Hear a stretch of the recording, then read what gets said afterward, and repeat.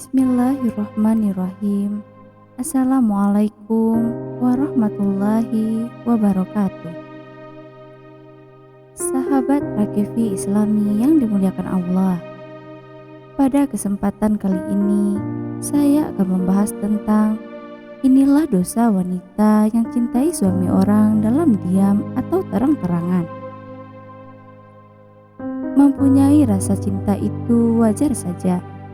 Namun, jika rasa cinta kita ditunjukkan pada seseorang yang sudah beristri, merupakan hal yang tidak wajar dan tidak dianjurkan dalam ajaran Islam. Karena hal tersebut secara tidak langsung akan menyakiti hati istri jika ia tahu. Berbeda halnya seorang laki-laki yang sudah beristri dan ingin menikahi perempuan lain hanya untuk menjaga harkat martabatnya.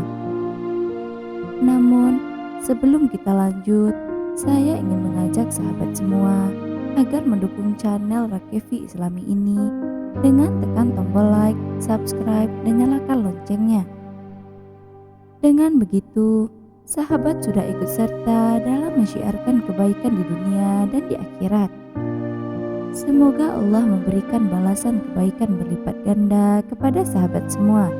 Amin, amin, ya Rabbal Alamin. Di sisi lain, istrinya juga mendukung, itu beda cerita.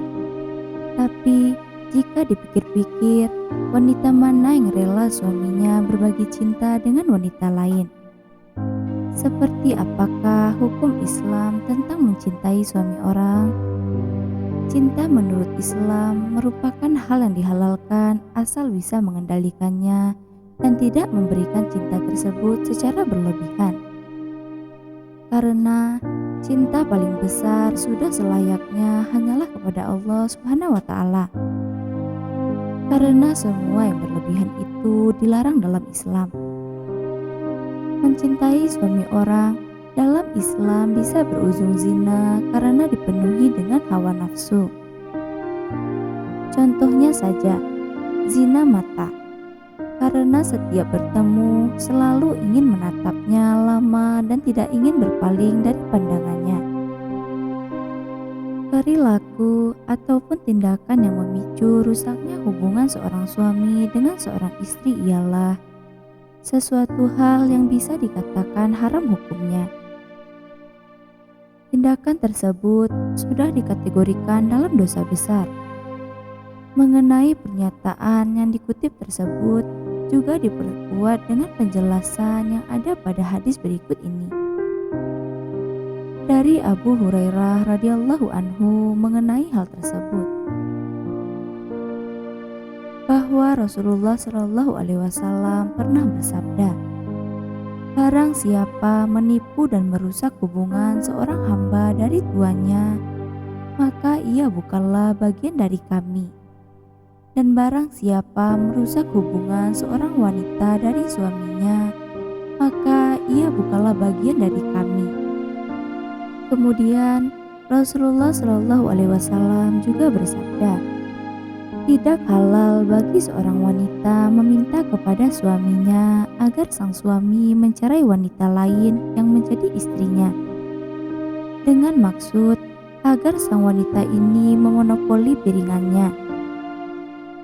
Sesungguhnya hal dia adalah apa yang telah ditetapkan untuknya sesuai dengan kedudukan wanita dalam Islam.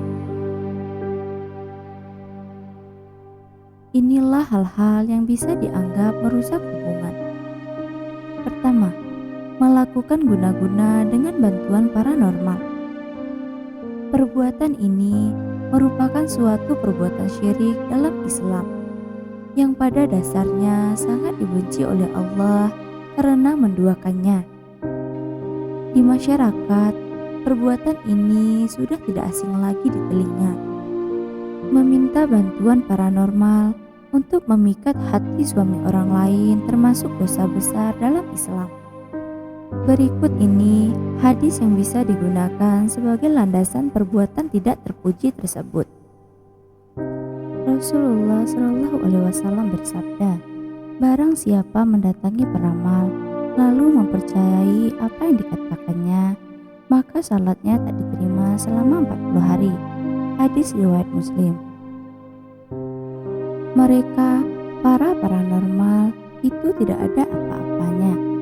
Para sahabat berkata, "Ya Nabi, ada kalanya mereka meramal sesuatu dan ternyata benar." Rasulullah Shallallahu Alaihi Wasallam menjawab, "Itu adalah sesuatu yang didengar oleh jin, kemudian dibisikkannya kepada para walinya, dan mereka mencampurnya dengan 100 kebohongan." Hadis riwayat Bukhari. Perbuatan seperti ini sudah banyak dicontohkan pada tayangan-tayangan televisi yang berguna untuk mengingatkan dan memberikan pesan moral agar tidak melakukan tindakan kurang baik tersebut. Merencanakan dan merancang pertemuan untuk menunjang perbuatan fitnah ini memang sangat berbahaya, karena fitnah dalam Islam sudah jelas-jelas dilarang. Banyak wanita yang rela melakukan apa saja demi mendapatkan laki-laki yang dicintainya, bahkan suami orang sekalipun. Tidak patut dicontoh. Ingatlah, setiap perbuatan yang kalian lakukan tersebut, Allah Subhanahu wa Ta'ala selalu melihat dan mengawasi. Firman Allah Subhanahu wa Ta'ala mengenai fitnah. Maka nyatakanlah bahwa tidak ada yang lebih zalim dari orang yang mereka reka perkara-perkara yang dusta terhadap Allah dan mendustakan sebaik-baik saja kebenaran itu disampaikan kepadanya. Bukankah telah diketahui bahwa dalam neraka jahanam tersedia tempat tinggal bagi orang-orang kafir? Quran Surat Az-Zumar ayat 32. Kedua, memaksa untuk dinikahi dengan modal fitnah. Perbuatan yang seringkali dilakukan oleh wanita dengan menjebak seorang pria dalam rangka memuluskan semua rencananya agar bisa menekan suami orang untuk menikahinya, termasuk perilaku yang sangat tidak terpuji. Hal ini sudah pasti akan merusak hubungan pernikahan seseorang, terlebih lagi jika sang istri mempercayai tindakan jebakan tersebut. Dengan melakukan perbuatan ini, wanita akan tampak tidak mempunyai harga diri dan merendahkan dirinya sendiri.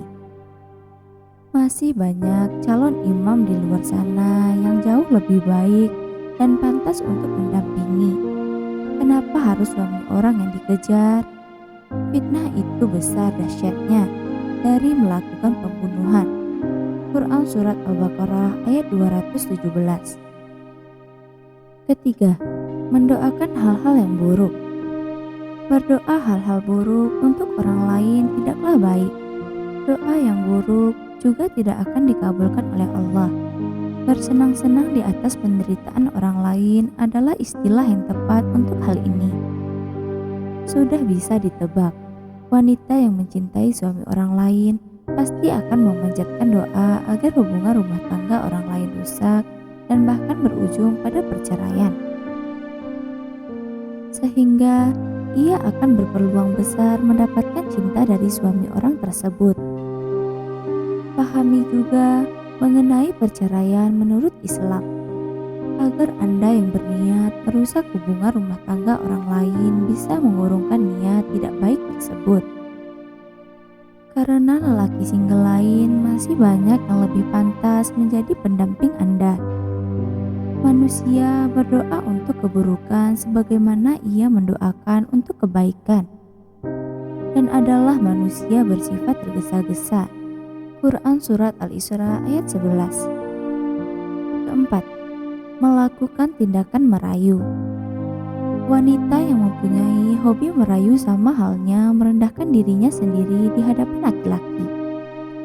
Kesannya juga murahan dan tidak mencerminkan wanita yang solehah yang selalu menjaga setiap perilaku yang ia lakukan. Terlebih lagi pada lawan jenis yang bukan muhrimnya.